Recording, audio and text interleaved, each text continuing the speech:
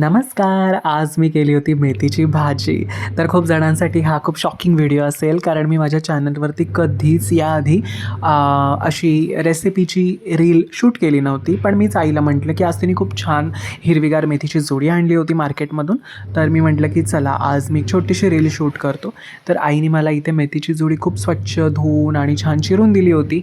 त्यानंतर मी कढईमध्ये तेल घेतलं, त्यामध्ये लसूण घातला, एक मध्यम आकाराचा बारीक चिरून घेतलेला कांदा आणि 5 ते 6 हिरव्या मिरच्या घालून ते छान परतून घेतलं.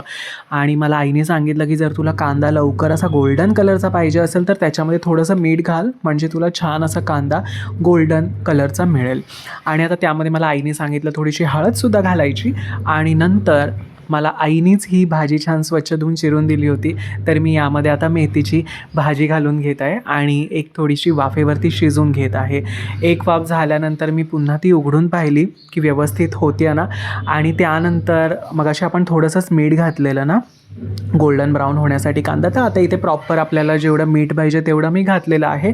आणि परत एकदा भाजी वाफेवर ठेवली आणि एक साधारण 5 ते 10 मिनिटांनी मी भाजी उघडून पाहिली, तर खूप सुंदर भाजी झाली होती. Thank you for watching this video.